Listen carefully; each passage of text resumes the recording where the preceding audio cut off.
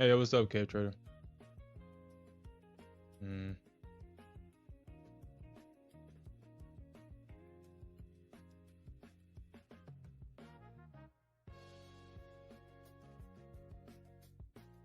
mm. So I was up about 83 ticks on this when I walked away from the screen. I didn't think this thing was going to come crashing back down to my break even. Didn't think it was going to do that, but uh,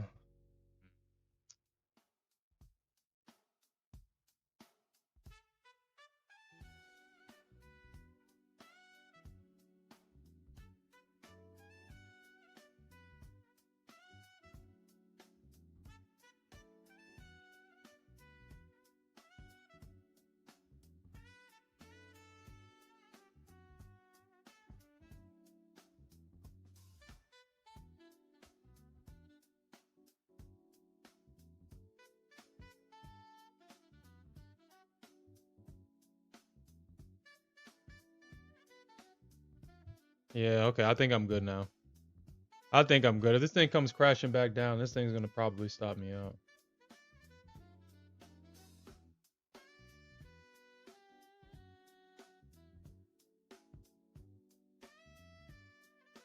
Mm.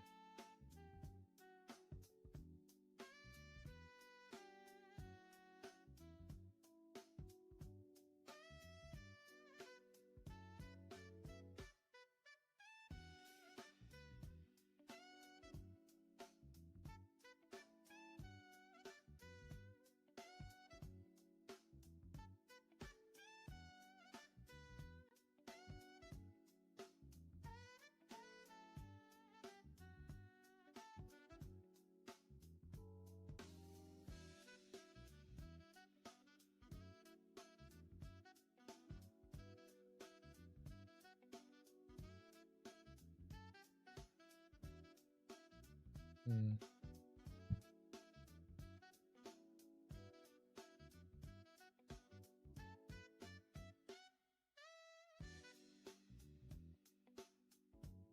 All right, dude. Oh, shit. I don't think I got it connected.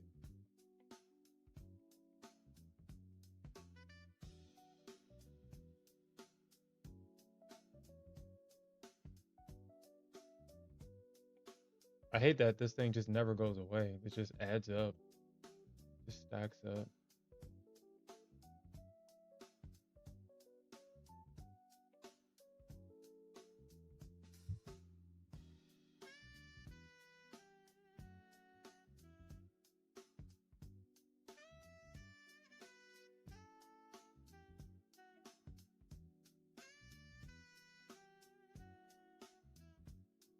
All right, yeah. So this thing comes crashing back down, then this thing's gonna stop me out.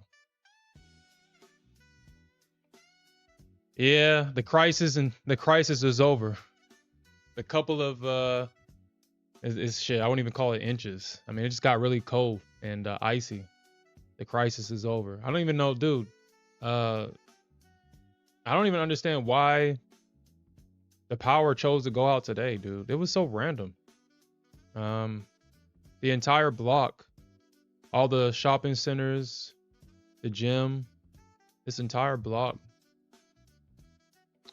The power went out for this entire block, so I don't know what the heck happened. Someone probably made a mistake. Someone made a mistake, and like I said, I was able. It restored just in time, and so that was a great turning lead into gold moment right there. It turned on just in time to catch that short to pass the account. Now we have another funded account waiting in the wings. I've already put in my request for a payout. I already locked that account out. I locked that account out. I was able to make $715, $20 in the account. And so I was able to make $700 today on that push back up. I got one more day to trade, and then on Fridays, I close these accounts up. I mean, I already locked this account up already. My payout is pending, but obviously I'm not going to trade this account, so I'm not going to risk the payout. So I've already locked this account out, and I will continue to have it locked until the funds are secured. So, uh,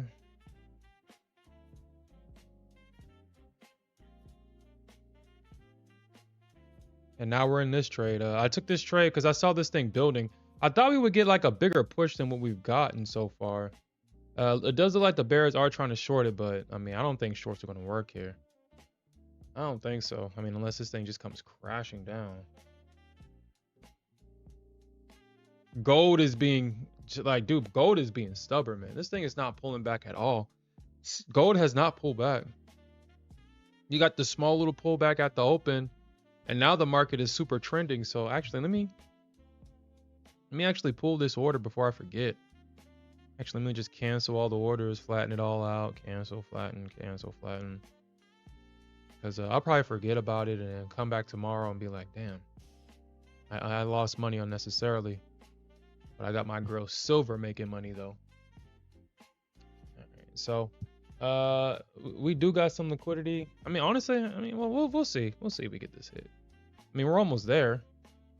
Almost there. Yeah, that's what I'm talking about, baby. Come on. Yeah. Come on, baby. Keep on pushing.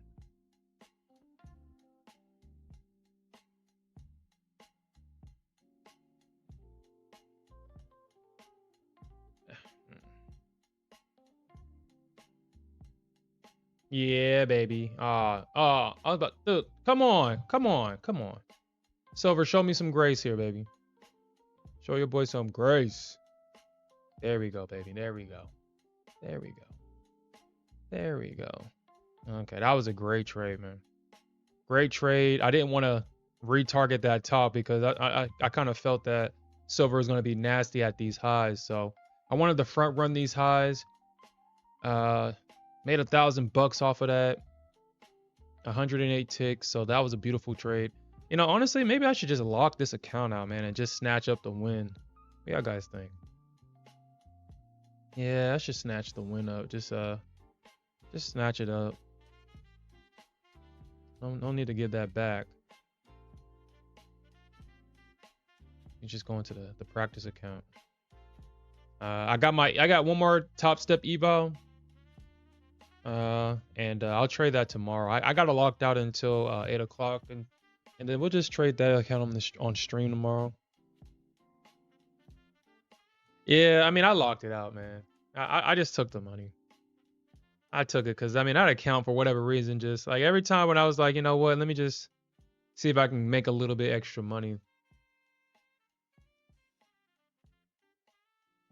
I bet the people over there, the guys over there at the futures desk is like, dude, like, man, this guy's been in this account forever.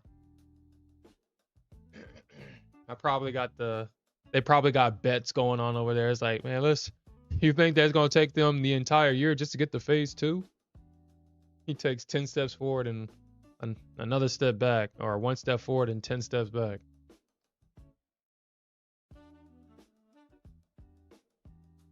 Yeah, K Trader, yeah. I like it better because, you know, I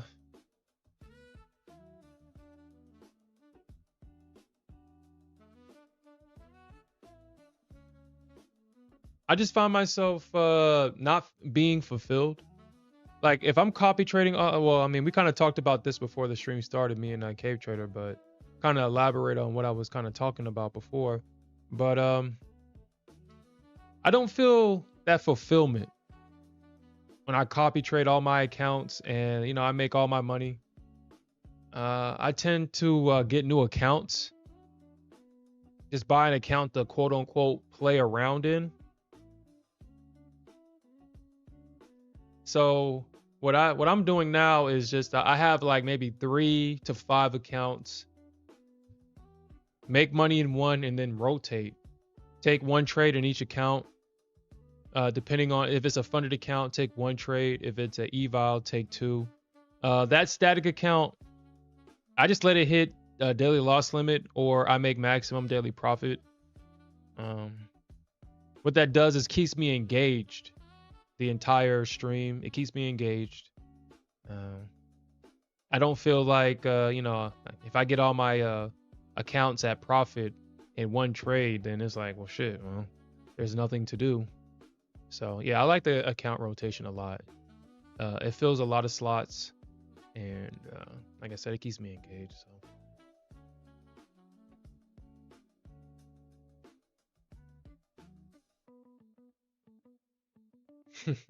I mean, dude, now if actually, that's interesting because I paid $500 for the account and it's been rebuilding for $30 for the last 3 months. If this thing, so if I paid $500 and it rebuilt at $500, I would have been, shit, I would have went balls in the wall with this account. The only thing that I think what makes me not really, I don't want to say not take it seriously, but I don't rush this account. It's because the rebuild. It's like only $29, so it's not breaking the bank or nothing. But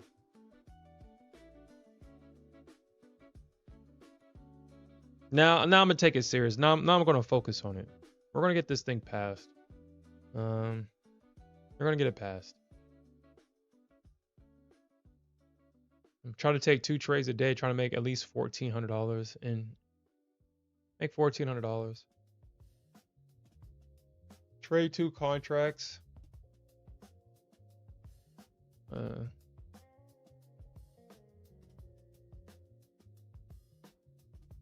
But with this account, I feel like anything with a static drawdown, I feel kind of free. I feel like I'm not bound to a P&L or something like that because the static account. I mean, I like these feature desk accounts because I can get the base hits,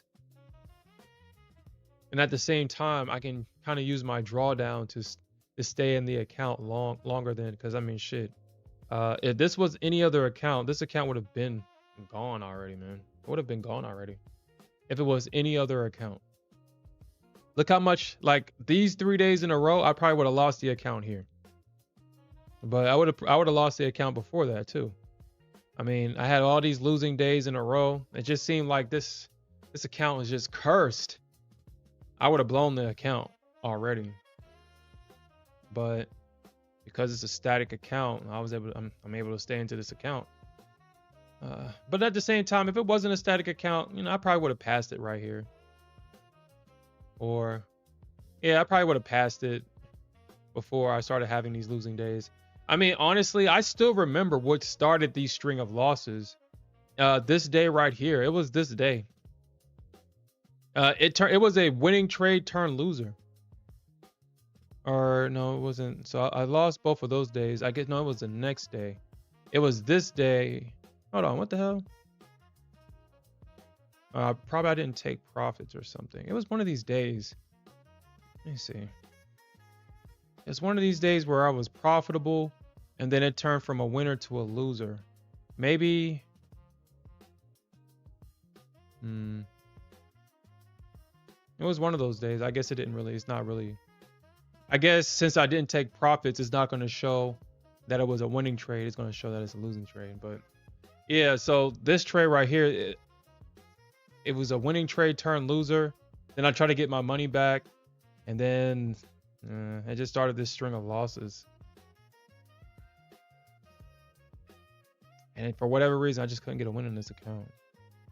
But we're starting to see more green than red. So got 2 more days in this month. Wow, this January is almost, dang, we only got like 3 more days in this month. 3 more days.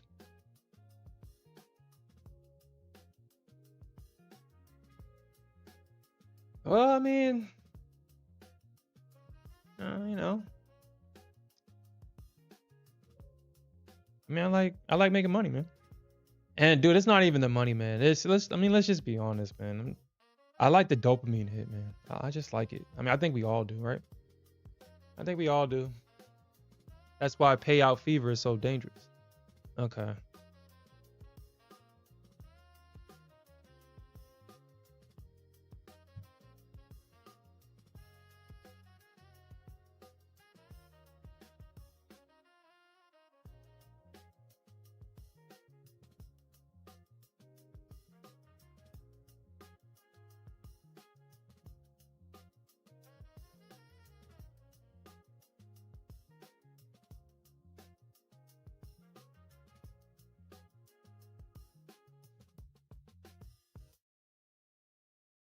But of course, the market does all of this ahead of FOMC tomorrow. Of course, it does.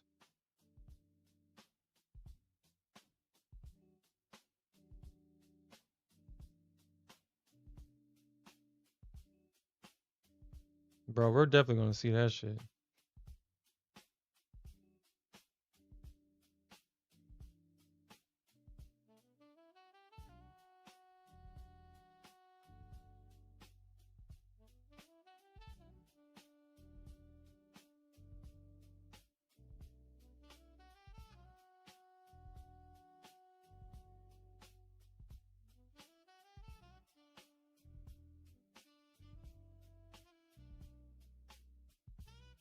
I mean, well, okay.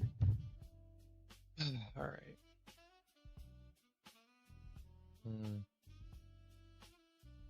Well, I guess all the moves have kind of already happened already.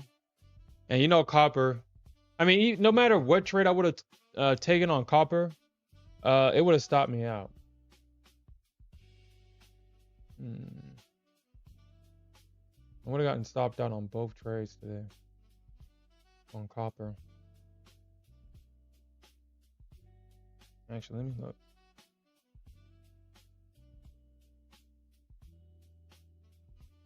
Yeah, I would have super stopped out, dude.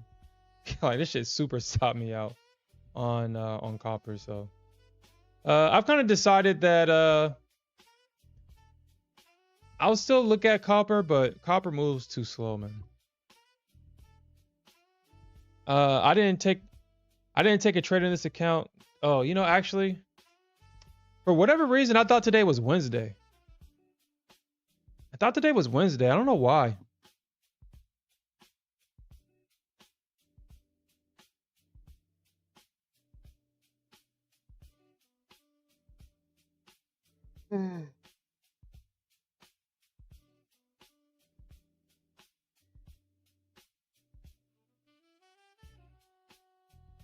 So I'm gonna go back to trading. I'm gonna go back to trading gold. I'm just gonna. I just have to change my. I'm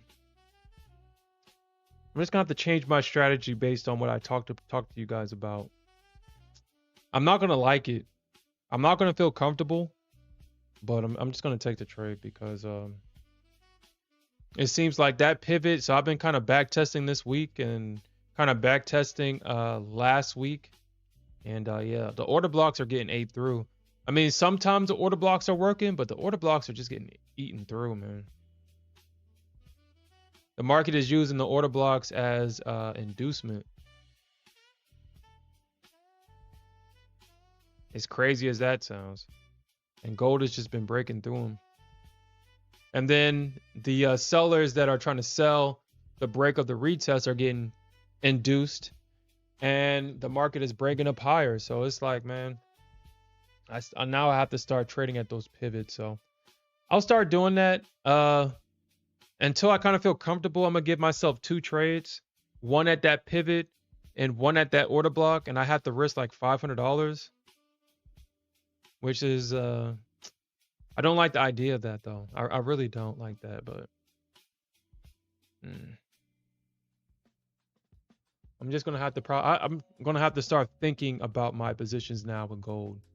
I'm going to start thinking about if the market is going to bounce at that pivot or if it really is going to break that low and go to the order block. So, shit, I don't know. I don't know.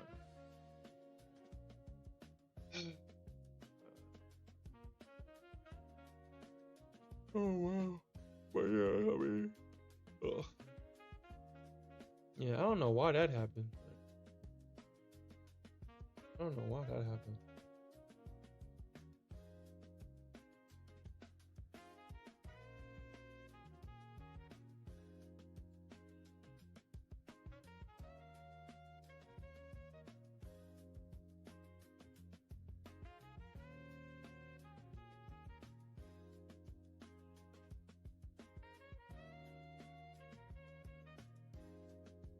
Damn, silver.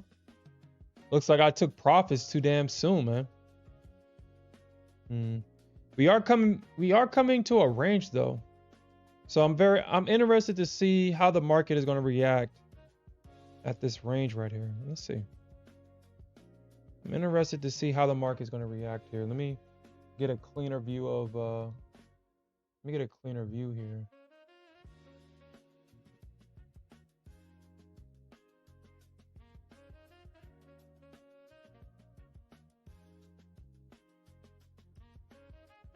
Oh shit. Looks like silver already kind of rejected from it a little bit.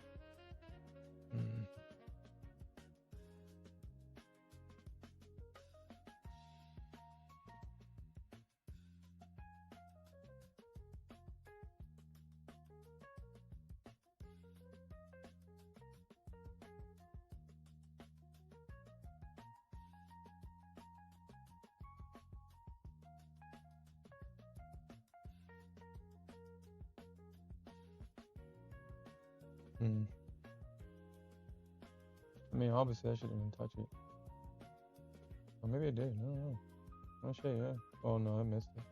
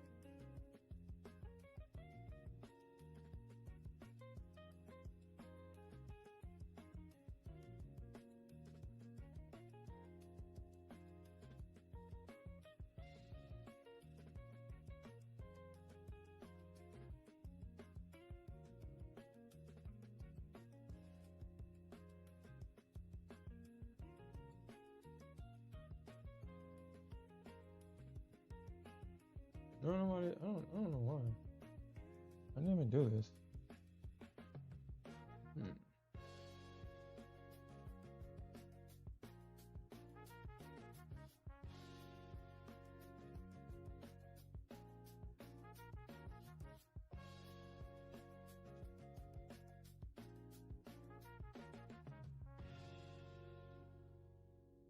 Okay.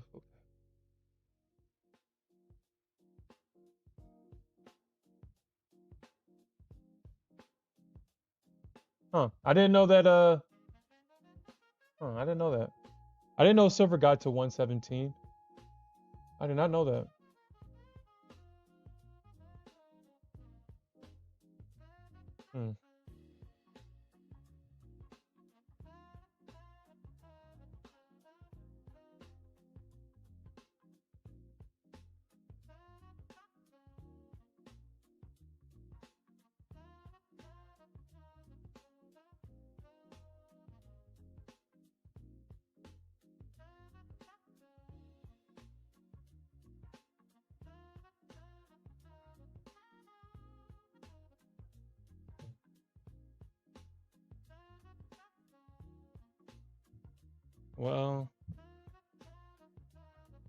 Well, actually, Ruckit, the trade that I just was on stream with, that was a good example. It almost stopped me out. It came back. So this trade right here, I was in at that break. It pushed up higher. It didn't hit my target. It actually came back and almost stopped me out here. And then it came back and actually it did it 3 times. Well, it didn't. It only almost stopped me out with this candle, but it did pull back to my break even, and then it pulled back again, and then it actually hit my target. So I mean, I kind of say this a lot, but I mean, I rather feel regret or I would rather take the loss than feel regret. What if I did move my stop to break? Well, okay, well actually let me just say this first. It would have hit my 72 tick target. Because y'all guys know I trade with a 72 tick target. So it would have hit that.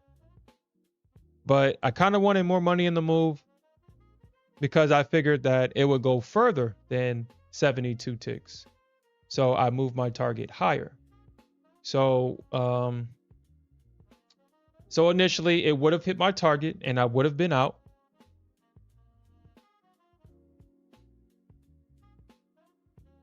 But it did pull back about 3 times before it hit my adjusted target, and obviously I took profits too soon, obviously. But ain't no point having this range right here. Ain't no point. But like I said, man, I'd rather feel the pain of loss than the pain of regret. It's just managing. If I move my stop to break even and it stops me out, and then it runs to my target, what do you think I'm going to do? I'm going to feel regret. I'm going to chase the market. And I'm probably going to take a bigger loss.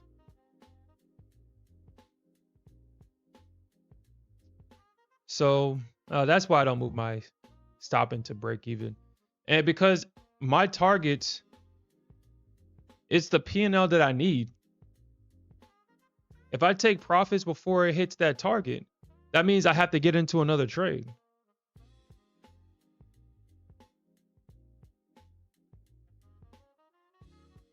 And I'm not doing that. So it's just easier just for it to hit my stop or to hit my target. It's just easier. I've already accepted the fact that it could come back to my break even after being up thousands of dollars. I've already accepted that. But I just needed to hit my target.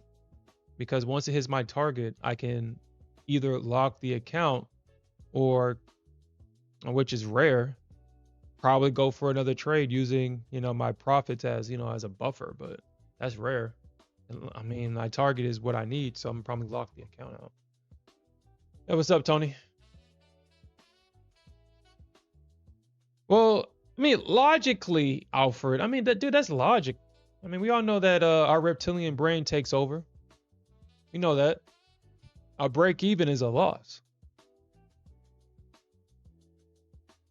That is not you don't lose anything. Because, I mean, you may not lose P&L, but you'll lose time. You got to think about, how it feels when you're in a trade and how it feels when you're in profit and then price comes back to break even. It's painful. Only someone that is not emotionally tied to the markets, not emotionally tied to the outcome, which is rare, can put their stop into break even, see price be up like $1,000 as an example, come back and stop them out and say, you know what, I'll get them next time. Dude, that's not realistic. If that shit comes back to break even, the emotion that I'm feeling at that moment is I am frustrating, but I mean, I'm still in a trade. There's still hope. He can hit my target. And if it hits my stop, yes, I'm going to be frustrated. I mean, I'm not going to sit here and say that I'm not. But regret is just, I mean, I'll get over the loss. I mean, shit, I'll get over that. But regret kind of lingers.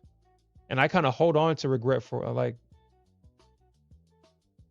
it's like low key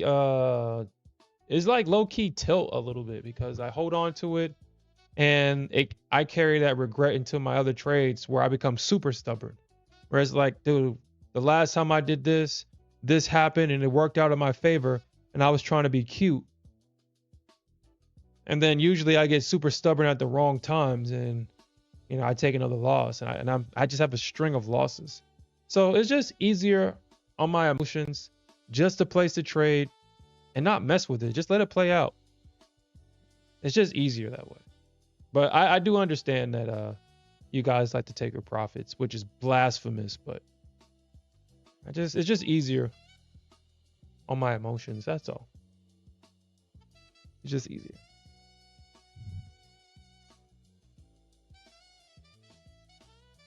Oh, man, get back in the markets, man.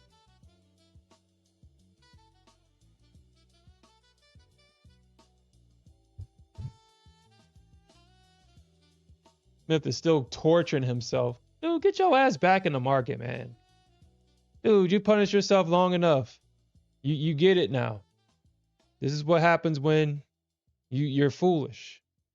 Get back in the markets, man. Don't be torturing yourself. Like maybe like a week. I mean, he probably lost a lot of money. That's probably why he's like, nah, I'm just gonna wait until next month. But dude, I can lose 10K. I'll be pissed about it. But I mean, well shit. Actually, I've already, I mean, y'all guys see me lose 10, 12K. I'm gonna still come back the next day, man. I mean, this shit sucks, man. But I mean, here's the beauty about the market. As long as there's people like-minded and believes in capitalism and trading, and dude, the market's always going to be here. It's always going to be here, man. And I can do this for the rest of my life.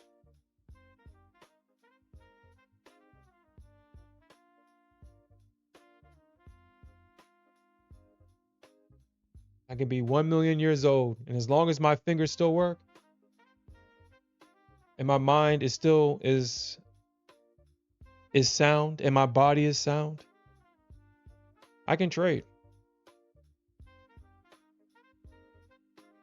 I can extract money from the market whenever I want to. All right, so there's a bunch of orders sitting at 115 on Bookmap. Let's see. I doubt it. Man. Hey, what's up, TJP? What's up?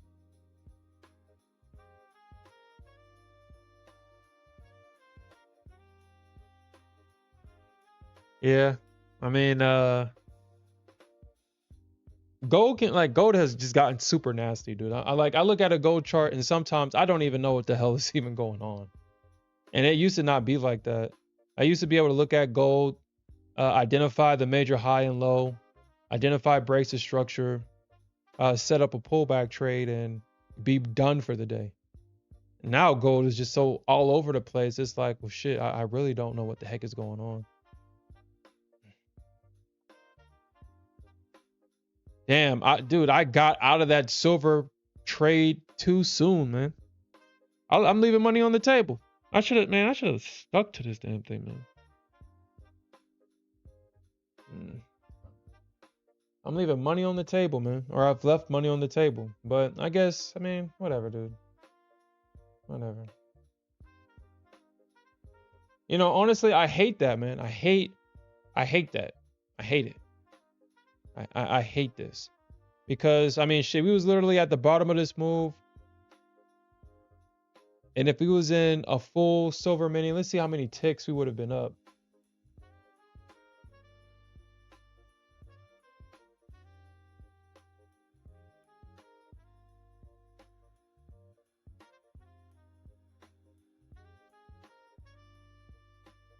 Right now, we would have been up about 300 ticks on silver. We're about 300 ticks. I took profits at 108 ticks, and it's up 300 ticks from my entry. And that's kind of like what happened today. Like, we got that big winner towards the end of the stream. That was like a 179 tick target that we got hit. And it's like, so I'm finding these entries. I don't expect the entries to be these big winners, but then they're turning out to be big winners. And I need to start being able to identify where I am on the charts in terms of like the reversals, because I hate seeing stuff like this, man. I hate being at the bottom of a move, and I hate seeing it just push like this, taking out highs. So let's see if we can kind of find a pullback trade here. because it did break structure. So technically, a pullback should work. The new major low is at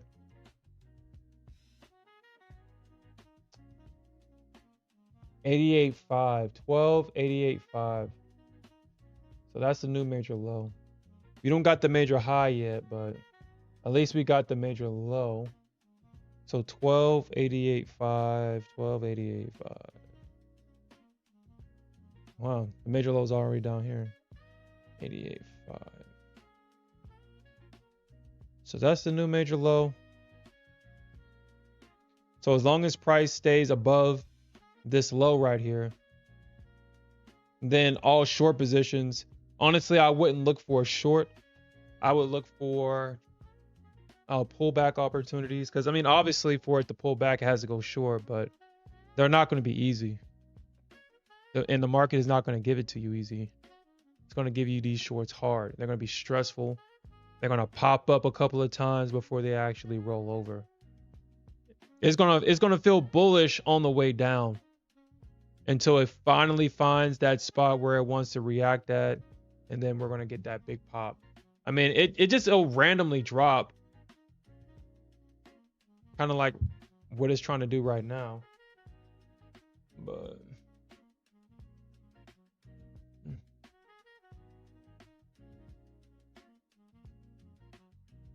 yep.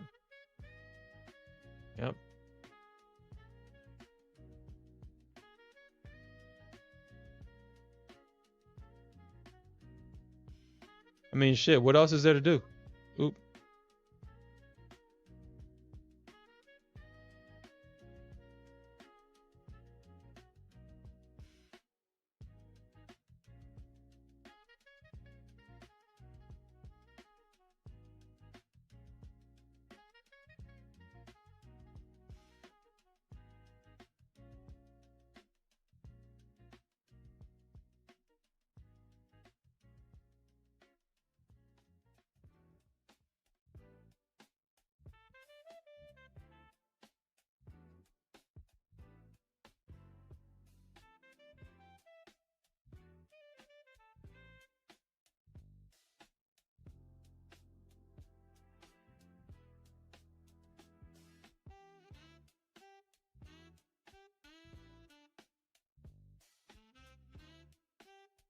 Mm.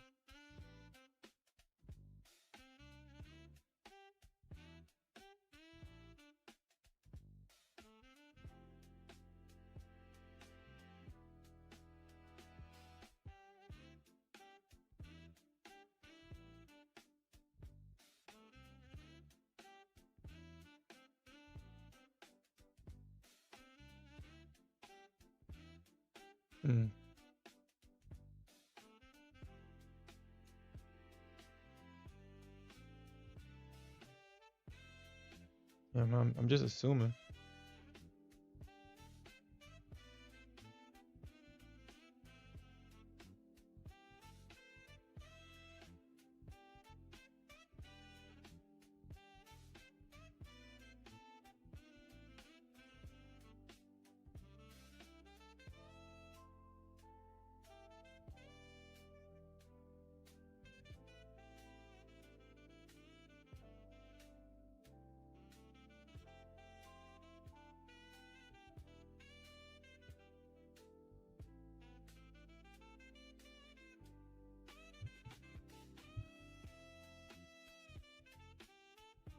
Is that French? Is it Trader Couillard? Trader Couillard? Is that French?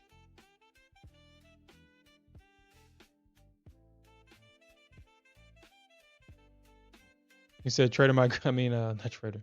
Silver might go to 1K. Dude, I think we could probably see 150. Probably 120, 125. I wouldn't be surprised if I wake up tomorrow and see this thing at like 120, dude.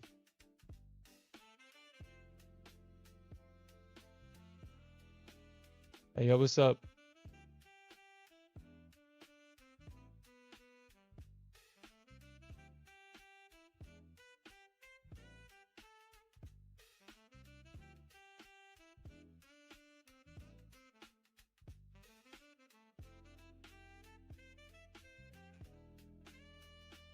Hunter gatherer and mushroom picker. Okay. Okay. So what do you want to be called? Hunter gatherer, mushroom picker, hunter gatherer, mushroom picker.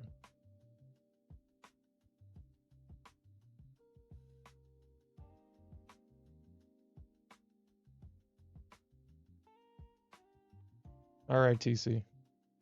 Cool.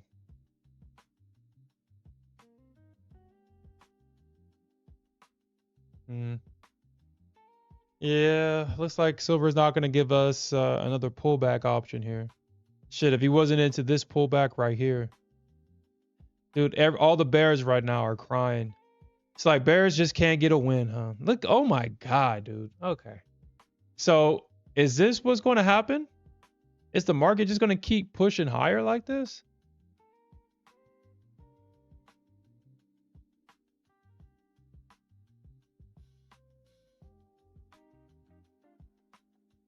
Let's look at the hourly real quick and see. Let's look at the hourly. Yeah, look at that hourly candle. Dude, yeah. I would not short this at all.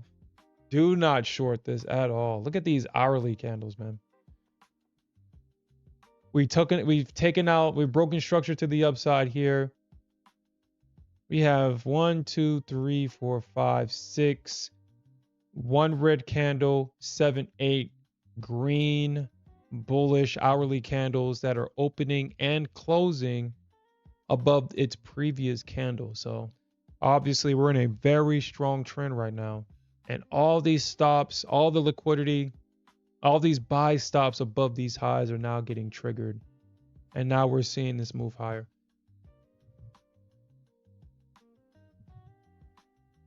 Now, under normal circumstances, we have this bearish engulfing candle, this area of unmitigated supply.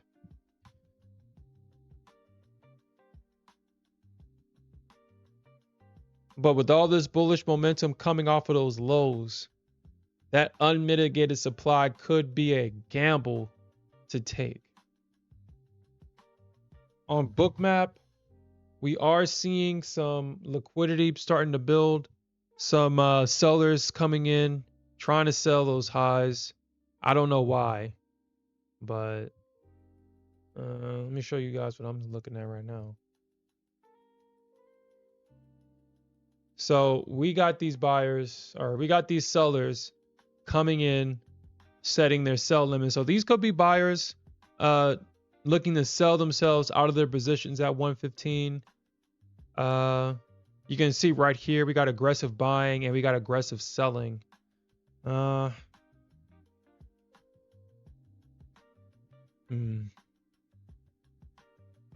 think we've seen this song and dance before with silver. I don't think it works, man. I really don't think it works. So if you're gonna short this thing, short at your own risk, because yeah. But this is unmitigated supply, so let's kind of drill down into a smaller time frame and kind of look at it. Let's probably look at the 15-minute. Yeah, I mean it's unmitigated.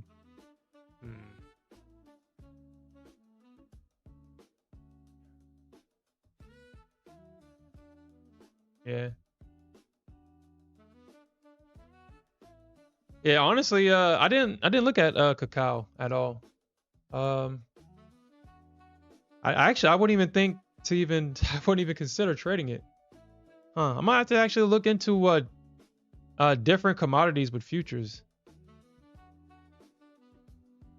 Cacao, huh?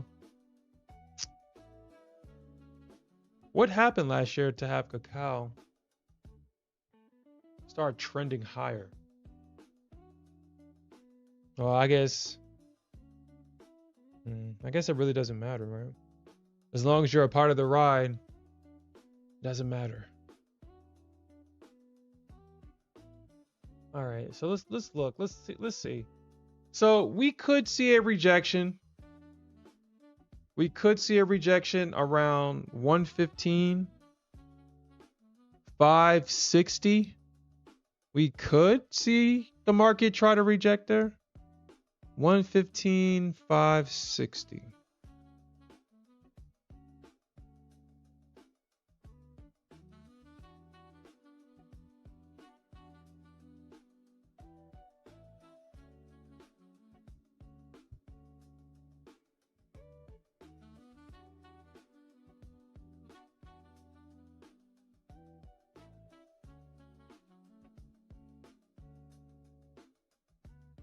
So we'll see what happens there.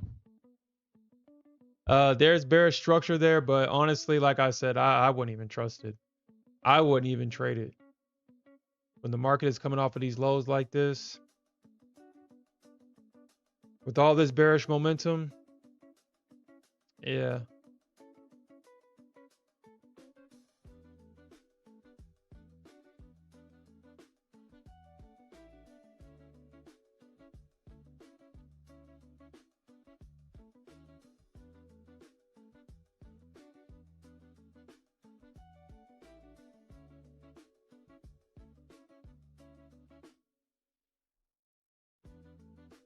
Oh, okay.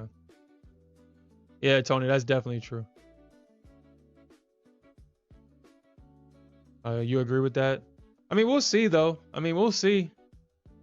We'll see. I mean, there's a small little range, but like I said, I wouldn't trust it. I wouldn't trust it. I wouldn't trust that. I wouldn't trust it.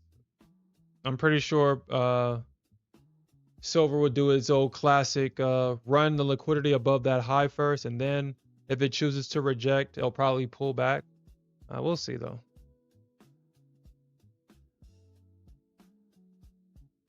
Yeah.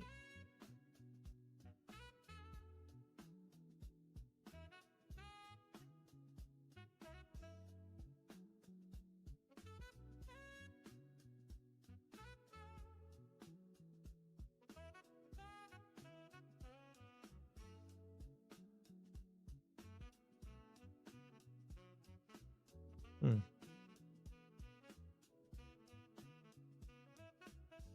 You say you only trade Nasdaq, but you'll make some silver call outs. Yeah, I appreciate that, Cave Trader. I mean, this is what this is all about, man. I mean, just listening to each other's opinions. You know, considering, like, if I say that, you know, if I see a range right here, I mean, I don't expect nobody to blindly just accept that. It's like, you know, it's like, hey, well, you know, sure, I'm actually looking at this. Can you kind of explain what you're looking at? Sure, this is what I'm looking at. What are you looking at? Et cetera, et cetera. Actually, let's look at the Nasdaq. I mean, we do just kind of neglect the Nasdaq a lot. Wow, so that the Nasdaq actually pushed higher ahead of FOMC. That's interesting. We are starting to see the market. So we broke out of the opening range, and price just never looked back. Looks like the Nasdaq is back, huh? Looks like the Nasdaq got tired of me talking shit about her, and now she's actually moving again. These are getting to the point to where you're not necessarily seeing real pullbacks on the Nasdaq either. So it's like if you don't catch these 3 o'clock, dude, I don't know what it is about that time frame between like 12 to 3 o'clock in the morning. It just seems like all instruments like to pull back, and actually like the clean setups are happening in this time frame. And that was the only good pullback that you got the entire session. I guess you kind of had this one. You would have had to trust it. You would have to have trusted this on the Nasdaq, because this was the only decent pullback that you got. And it did pull back towards the end of the session, but obviously if you're trading props, this was a mute attempt, and then you would have probably had to wait until the next open to catch that. You got a decent pullback, but this one ran liquidity, so if you were trying to go long here, you got stopped out. It pulled back into this little range right here from that previous session, and it did not look back. And now we're having the market push up again. Mm. Yeah, dude. I was looking, dude. Gold didn't even pull back to the pivot this time. Like, dude, like, what's up with, like, dude, gold, what are you doing, man? You didn't even pull back to the pivot. Gold didn't pull back to the pivot this time, which, dude, I had a limit at this pivot. I was like, dude, I was like, all right, man. I don't trust the order block anymore. I don't trust the order block. Because it keeps bouncing at that damn pivot. So I would have had my entry right here. This is the pivot right there. That same pivot that every time it moves away from the order block, it pivots and then it breaks structure. And the market has been trading at that pivot. And so I'm thinking to myself, okay, well, I'll trust it this time. Actually, let me take that back because I didn't trust it at all. I just put my order at the top of the order block instead of trading it at the 50 because I didn't think the market was going to pull all the way back. So I kind of put my limit at the top of this order block around, like, I actually put my order at 53 or 43.6 is where I had my order. 43.6. But obviously it didn't even pull back to the pivot. So I don't know why it kind of did this right here. A lot of people are probably waiting in this zone right here. So I think what's probably going to happen tomorrow is if we do see like the metals come crashing down, all the unfilled orders in this area is probably going to be used to fuel the market lower. I think that's probably why the market missed them, because this is kind of abnormal for gold. Gold doesn't, or at least from what I've observed from gold's behavior, gold at least pulls back to the pivot. It doesn't just not do that. So that's a red flag for me. And my assumption would be that all this engineered liquidity would just be used to fuel the market lower. We'll see if we get that tomorrow. But obviously gold is super trending right now. So yeah. So you tried to short gold during the New York Open. Let's look at that. During the New York Open. Let's see what you were probably seeing. Well, this is what I will say, Justine, right?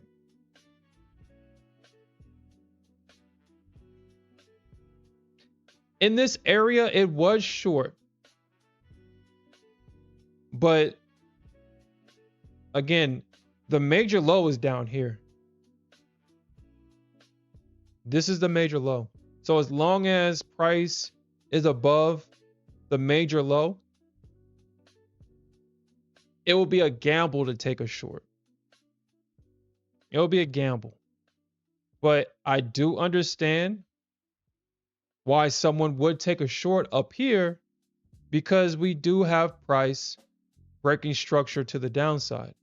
And it kind of did break this minor low. And I think this minor low right here was set up to induce bears, thinking that price would get a retest down back to this major low, which obviously that was not the case. And actually, this is another good example of why I don't trust the order blocks anymore. This is another good example. Look, the order block right here, guy traded through. They traded through the order block. They bounced at the pivot. And they traded through the order block. Well, if you look, if I did trade this today, or actually, let me see if I would have got my target hit first before I start talking shit. So y'all can see the order block right there. I would have traded the 50. Okay, never mind. I would have got my target hit. Never mind. I take that back. It didn't look like it, but I would have got my 108 target hit. My 108 tick target hit. So I take that back. But it's still traded through the order block though. So if he was trying to go for a retest of the highs, It traded through the order block. It broke down past this minor low, induced bears to get aggressive underneath that low, and then use the bears as fuel to push this market higher. It's just to retest that high, just from the double bottom at these lows, to induce more bears, just to run those stops yet again. But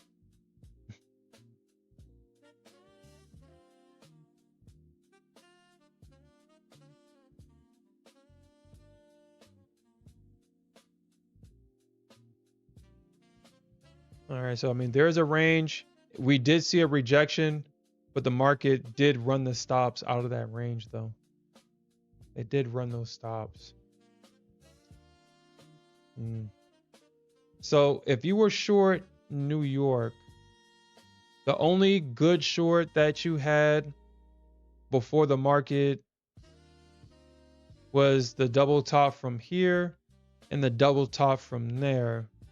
But if you didn't take those, then, you know, unfortunately, the market got you.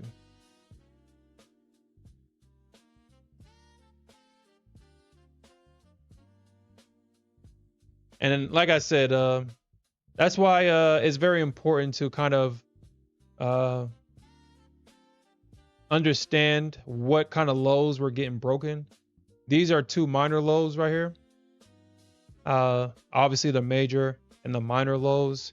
The market can break these, but just because they break these this structure right here, it does not mean that you should take a short. You have to give the bulls grace because the bears have to break and they have to hold. If they do not hold, then the bears will fold. And you'll get used as liquidity to push, and the market will push right back higher. That is something that I had to learn the hard way with gold.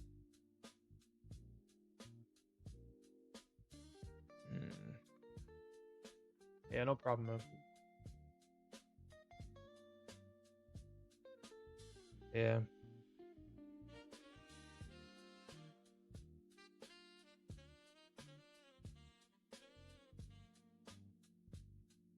Yeah, and that's another behavior with gold too, that everybody should be aware of.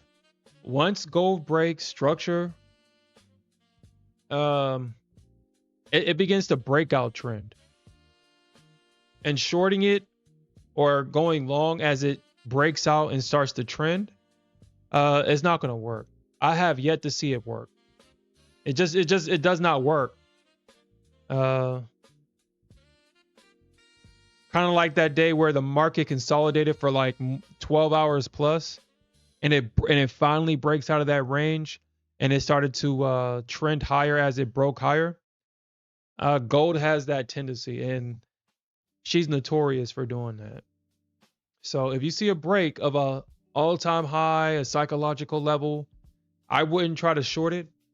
I would wait for the confirmation on gold. Honestly, with gold, you kind of have to wait for the confirmation. She's too wild. She is too wild to not wait for confirmation. Silver, she kind of trades how gold used to trade before the craziness. So gold used to trade like this, but now gold took a line of crack or cocaine or whatever you call it, or she took a line of coke, and now she just moves. Silver trades how gold used to trade.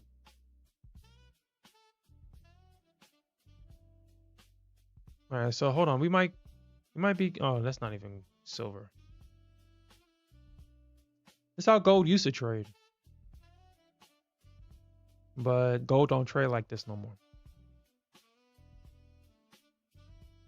So we could be seeing a pullback here though. So this low right here is now the new major low. So as long as price doesn't break this low, we have to give bulls their grace. You have to.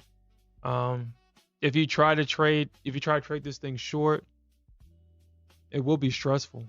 So you kind of have to just use the pullbacks and ignore the fact that price has to short to fill your limit, and just says, okay, the price has to pull back I'm gonna set my limit, and as soon as it pulls back, I'm going to trade for a retest of the high or retest of structure or et cetera, et cetera.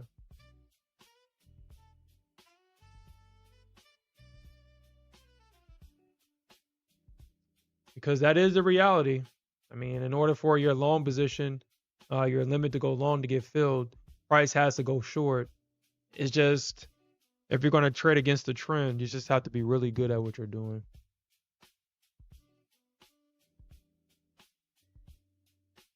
If you're going to trade against the trend, you got to be really good at what you're doing. Okay.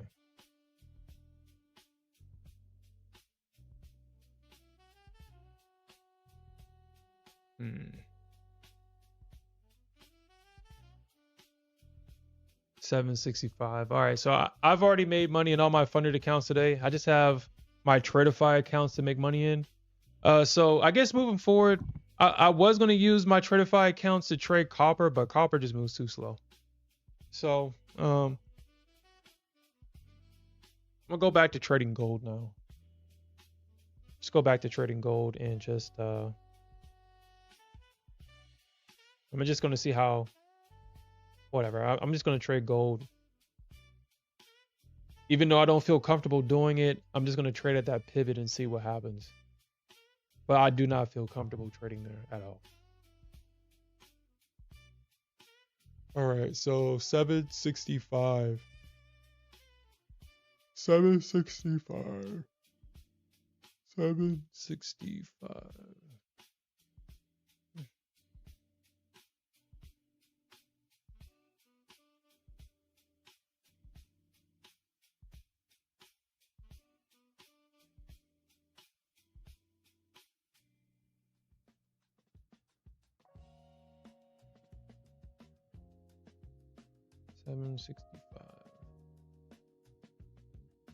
Okay.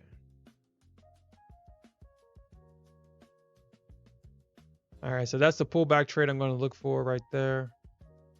I mean, I'm pretty sure it'll probably bounce here too, because you got that range, you got the breakout, and then it'll probably trade the 50. But when it comes to silver, I don't like trading in a premium because honestly, I mean, if you kind of if you draw a fib from, that's your 50%. Well, I mean, yeah, I guess. Yeah, okay. I guess. I guess.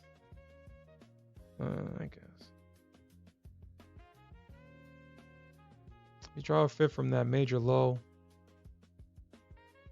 to that major high. Yeah, so yeah, okay, never mind. Yeah, I don't like the fact that this range is above that 50% mark. I like to trade ranges obviously underneath the 50%, because obviously above 50% would be the premium area and below would be the discount. I mean, I think everybody should know that. But and this would be equilibrium. Honestly, I want to try to trade in a range in the discount. So this is why I chose this range over this one. I guess we'll see what happens here, but I would prefer to trade this one. And we'll see. We'll see if I made the right decision here, because I mean, that is a range. We did see a breakout. We could potentially see price bounce in this area, but we'll see. So that's the 21 EMA. Honestly, I forgot who. I forgot who told me about this. I just never changed it. I just never. Is the zigzag? Is like the stair step. This is why it's doing it. I forgot. Actually, I forgot who told me that. Actually, I just haven't changed it. But I guess the zigzag is supposed to kind of tell you, it's supposed to kind of give you like a heads up when the market or when the EMA is about to turn. So if you see it stair stepping up, you see it flattening out and then stair step down, then you can kind of get an idea that the market is about to start going, it's about to change.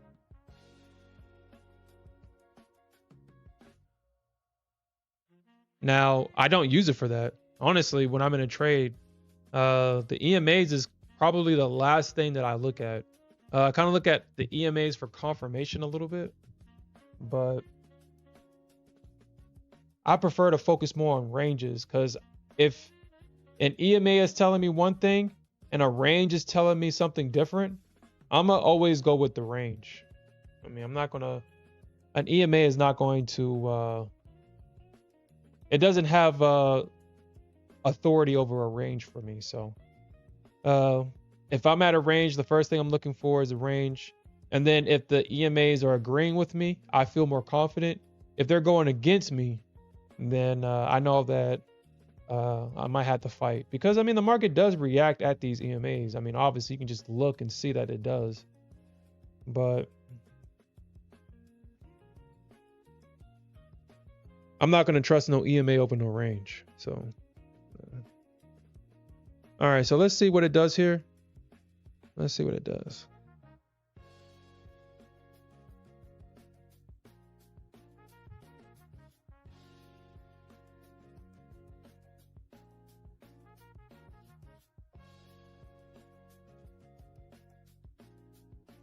Yeah, gold is kind of crazy, man. That's like, dude, that's why I had to have a 54 tick stop. And I hate it, man. I hate it. Dude, we used to get away with the 36 tick stop. That's just how crazy gold has gotten. I remember when we first started trading gold on this channel, I would have a 36 tick stop and it barely touched it. Dude, it barely went past 20, because I had the 36 tick stop because I was going with the 27 tick stop, but I was like, I'll just give it 9 extra ticks just in case, because it would go to 22 sometimes, 25, and then it will go in my direction. So I was like, okay, well, I'll just round it out to a 36 tick stop and I'll be good. And then the market just kept getting volatile and more volatile and more volatile. And then I had to add 9 more ticks. And I'm not going past 54. 54 is my, if I need a 63 tick stop on gold just to stay in a position. Yeah.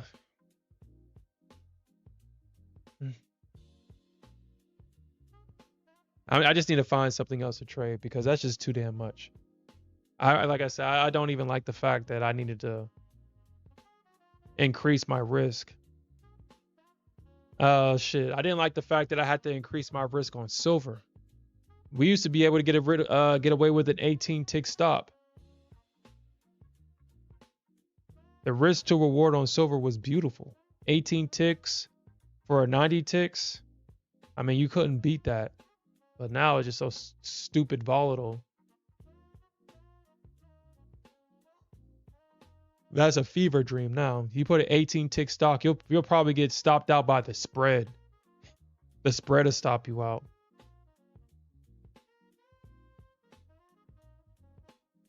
Okay.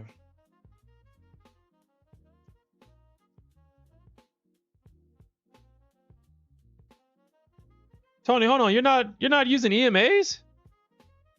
You're not using the trifecta? Tony, dude, you're not using EMAs? That is crazy.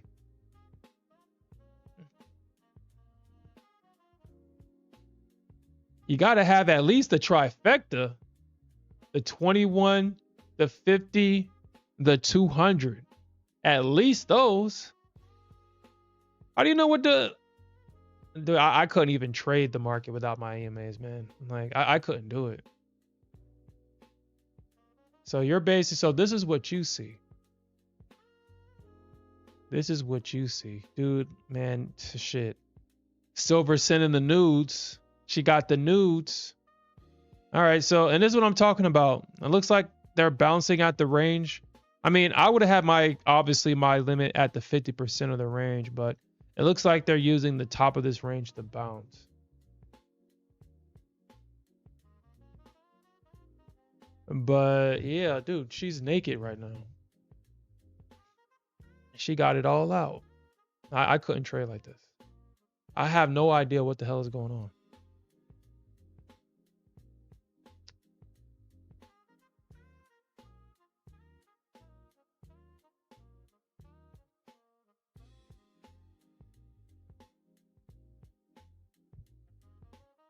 Yeah, 21, dude. The 21 EMA is like, dude. If honestly, I think it would kind of be the 21 or the 50. It depends on what instrument. Uh, the ES loves the 21 EMA. So I would trade if I only had to choose one EMA, it'll be the 21 on ES. Silver, it will be tough. It'll be tough. Because it will either be the 21 EMA or the 200 EMA. If I only had to choose one though, man, that's tough. The 200 EMA kind of confirms the pullback, but the 21 EMA confirms the trend. Well, because I wait for the pullback, I would have to do the 200 EMA just to make sure I'm still on the right side of the market. But yeah, that's tough. That's tough. That's a tough one on silver. On the Nasdaq, is definitely the 50 EMA. The Nasdaq, I see the Nasdaq respect that 50 EMA more than the 21. It'll ride the 21, but it'll expect. Actually, let's look at it. You don't have to take my word for it. You can just look at it. It's that 50 EMA for sure.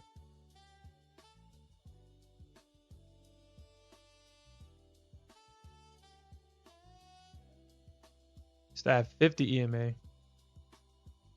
That 50.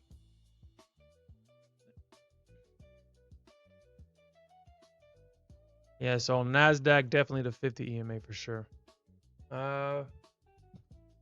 Gold, I don't know, man. I don't know, man. I don't know. Let me just take off all this stuff because it's looking kind of crazy. I don't know, man. I don't know. With gold,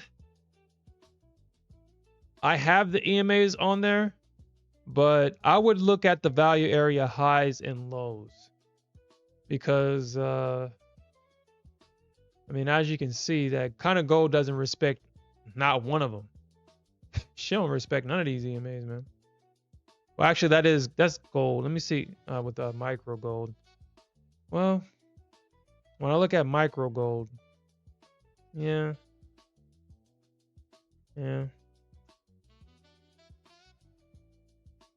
But because I know gold respects, I would pay more attention to measured moves on gold. Gold likes making measured moves.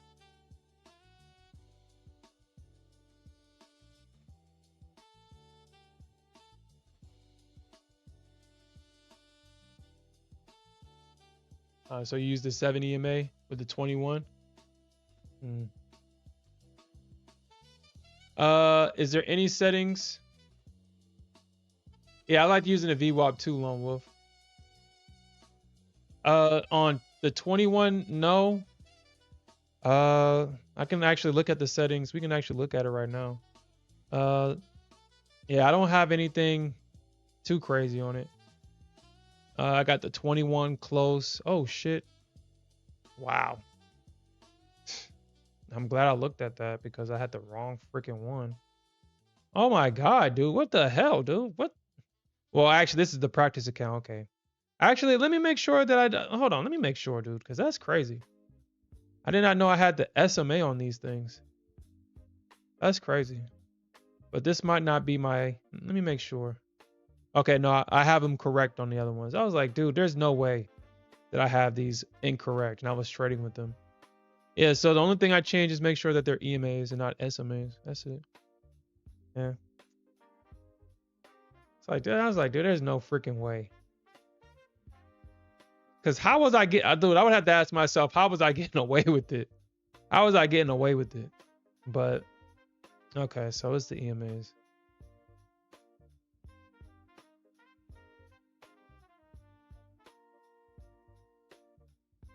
Oh yeah, that is a great point, RevKit. That is a great point. I am using tick charts. That is a great point. Well, and this is why I respect ranges more than anything. Now, I mean, it would have sucked because I wouldn't have traded at the top of the range.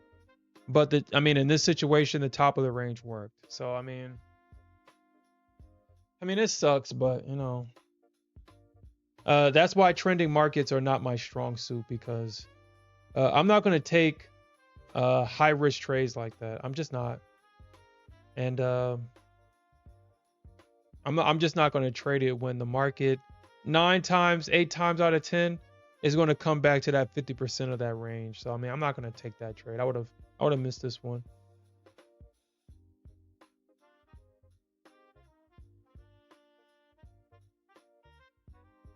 Ah, shit. Oh God.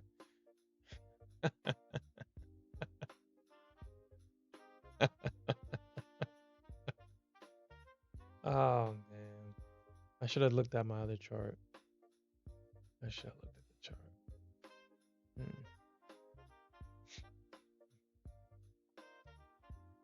Huh.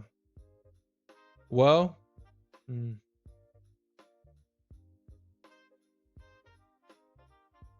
Yeah, okay.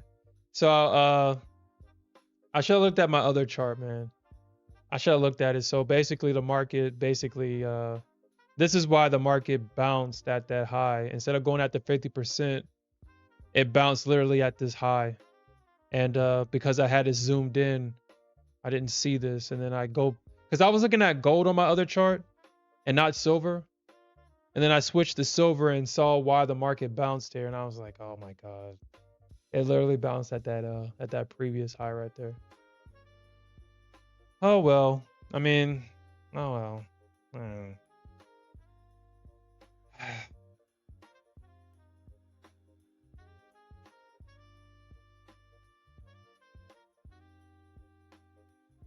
Yeah, I missed it, man. I missed it. Looking at gold on my other chart. Well, I mean, if we're gonna turn lead into gold into this situation, I mean, honestly, I hope y'all guys pick something up with just looking out for ranges with silver and trading around it. We did identify an area where the market reacted. All we did was identify where a range was. We identified the breakout, and this was the pullback right there. It just didn't pull back into the 50%. But if we looked at the charts, it pulled right back to that previous high. So I'm happy about that at least. Actually, this is the same range. Hold on. This is like the same range right there. There it is. Yeah, okay. So this was like the same range. So we already identified that range on this chart right here. Or was it this chart or did I delete it? I think I deleted it. Yeah, I think I deleted it. Because it was like, well, they traded through it and there ain't no point having it. So yeah, they basically okay. Okay. All right. Hindsight trading, dude. All right, well.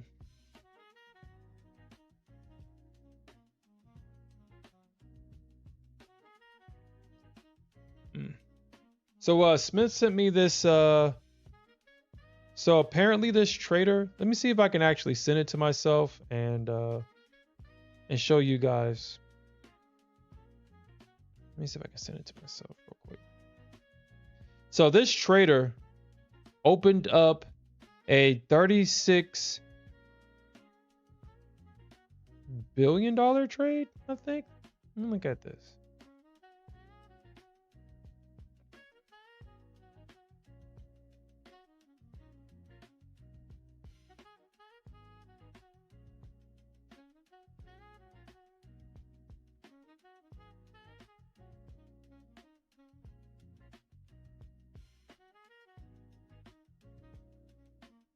Okay. Hey, disregard that, Alfred. Disregard that. I just sent it to you just to send it to you so I can be able to easily find it. So this trader opened up a $38 million short position on silver, and they're definitely about to call him. He's definitely about to get a call. He's definitely about to get a call. because I don't know what would possess anybody to short silver in this market. But as you can see, he is about to get liquidated, dude. If he hasn't been liquidated already. So yeah, so he opens up at $36 million silver short with 25 times the leverage. So liquidation price is at 125. So this trader right now is probably on his knees. Where's that meme at, dude? Let me find that meme. I sent it to Alfred yesterday, dude. And he sent the better version of it. Hold on. Right here. That trader is doing this right now. This is him right now. Please break even. I'll never full port again. Yo, this is what that trader is doing right now for sure. Hoping that FOMC goes in his way, dude. Yeah, dude. I mean, man, that's crazy. I wonder why someone would put that much money down on a short on silver. But ahead of FOMC, either this person's an insider, and we can only speculate, we can only assume, we have to say allegedly, but and this person knows, or I guess the correct way of saying it is this participant must know something that nobody else does. Because I mean, with this big of a position, you really can't get in at the price that you want because of liquidity issues. So you kind of have to get in at a price, get as much of it filled as possible, and if price goes against you, you kind of just have to hold because of liquidity. You're not going to be able to offset all of that your contracts. You're not going to be able to. So I wonder how somebody's position becomes public like this. I wonder, like, how can someone look up a position like this and have all the data on your position and post it on the internet? Like, how can someone find stuff like this? How does somebody find something like this? Let's look at some of the comments. Yeah, this is exactly what that person's doing, looking at silver right now.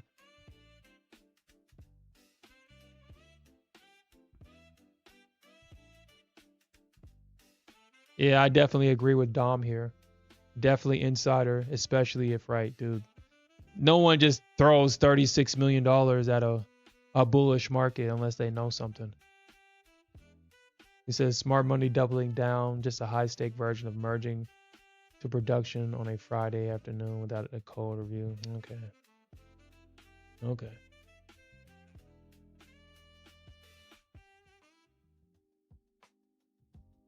Yeah.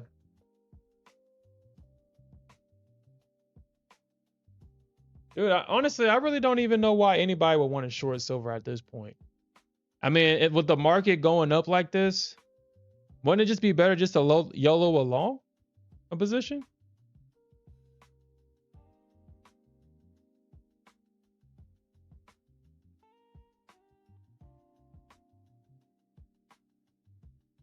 Yeah, the Fed had to bail them out.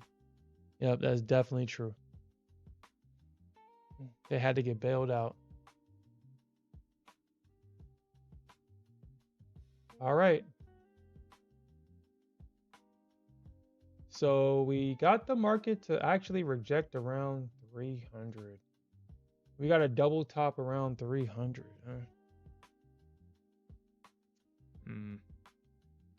Interesting. As above, so below. As above, so below.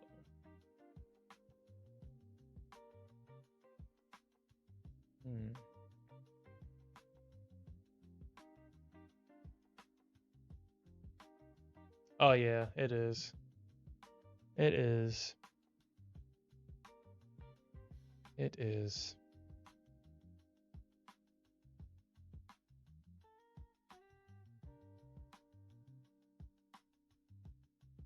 Yeah, so this whole time I was paying $40 for Twitter. I was like, dude, let me cancel this shit. I didn't even realize that. I didn't realize I was paying $40. Like, dude, It was supposed to be $9. I don't know how or when or why it stair-stepped its way up to $40. But I canceled that damn thing so quick. Like, why the hell am I paying $40 for Twitter? I don't even use it. I don't use Grok. Grok is just as stupid as ChatGPT. I mean, dude, Grok is stupid, man. Honestly, all these AI tools are stupid at this point. I mean, they totally dumb them all down.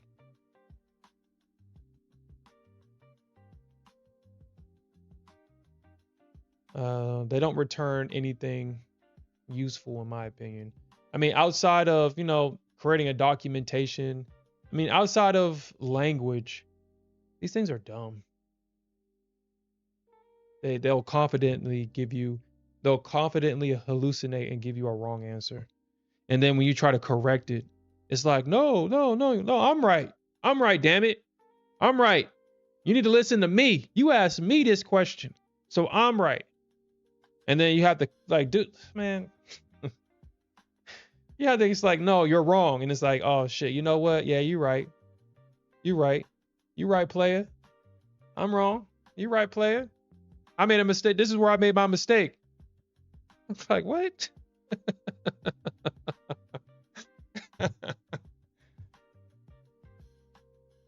Dude, I didn't even know it, man. I really didn't. I wasn't even paying attention to it. I really thought it was just $9. I figured that, you know, $9 is an investment, I guess. I'm not gonna cry about $9 a month.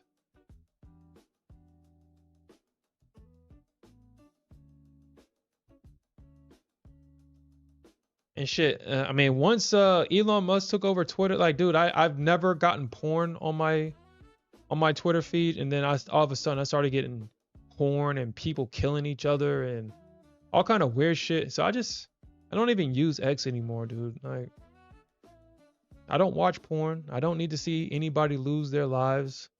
I don't want to see any of that shit, dude. I don't want it. I don't want to see people fight each other. It's just ignorance now. Like, it's just pure ignorance. I don't want to watch none of that shit.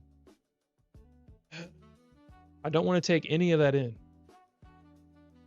Shit, Twitter used to be, quote unquote, the intellectual side. Like if you had a PhD, master's degree, bachelor's degree, it was supposed to be, if you're into politics, that's what Twitter was. And it's not like that anymore.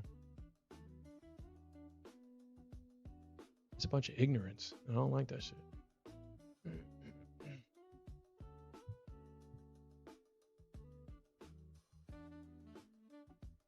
No, like I asked it. So, dude, I asked it like a simple ass question, man. I said, dude, and then I was in a high stress situation, man.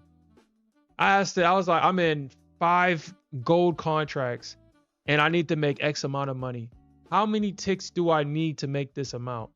Dude, this thing gave me like a super wrong answer, dude. I was like, hold up. I'm in an emotional state right now, but I'm not that emotional.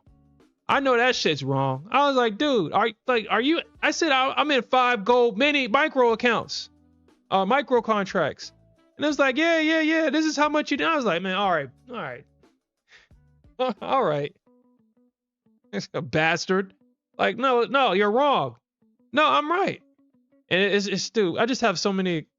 Let me see if I can pull my chat history up, dude. It's crazy how wrong this thing is with confidence. It's like that one person that you talk to that just can't stand being wrong, and they'll just argue with you, and then eventually it clicks like, oh shit, you know what? I'm wrong, but then they're too prideful to admit it, and so they'll keep arguing with you and hope that you forget what you're arguing about. That's what these things are now to me. That's how I see them. And then I told this thing, dude, if you like reference, before you give me an answer, reference where you're getting your answers from. And it says, yeah, you know, I'll try my best and I'll do it the next time. Man, I asked it a follow-up question and shit was wrong again. I was like, dude, you just said you was gonna fact check your damn answers. He was like, oh shit, yeah, you're right. He's like, all right, dude. All right. All right. All right, dude. I'm not gonna fucking deal with this shit. I'm sitting there getting angry at a freaking AI assistant tool because it just keeps being wrong and it just refuses to be right. Refuses to be right. Okay.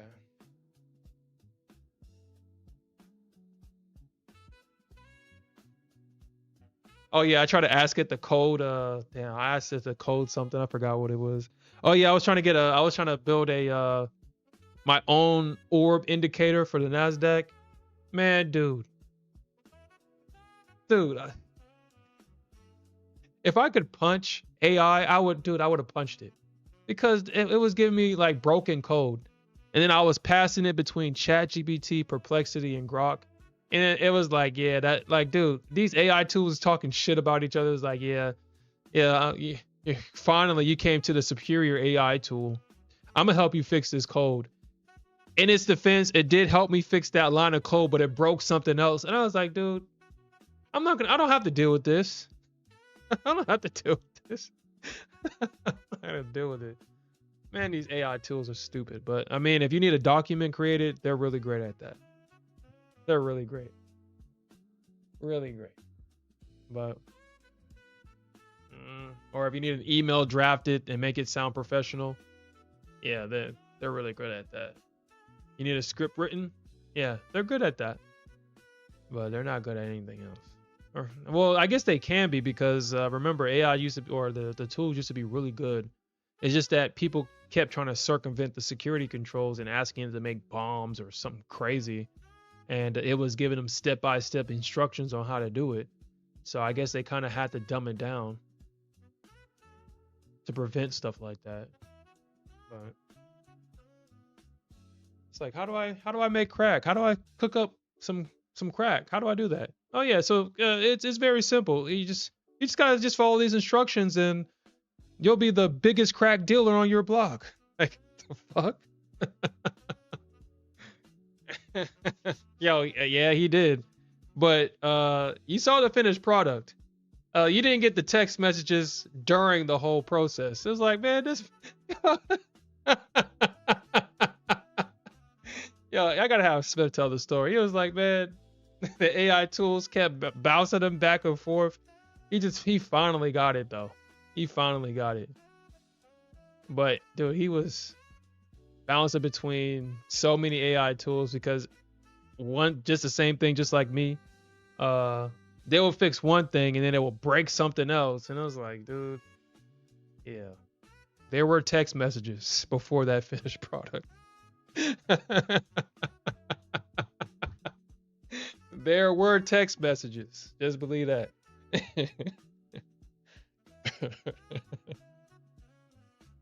All right. All right, guys. Yeah, I'm out of time for this session. I'm about to go to club bed. Yeah, I do appreciate everybody that joined me tonight. We'll definitely come back tomorrow. We do have FOMC, so I guess we should expect some chop, or we should expect some erratic price action, and we should expect a very big reaction. So we should prepare ourselves from that. But with that said, we'll definitely come back tomorrow morning, and we'll definitely look for more opportunities to earn some more money. And with that said, peace out, everybody, and keep on jabbing.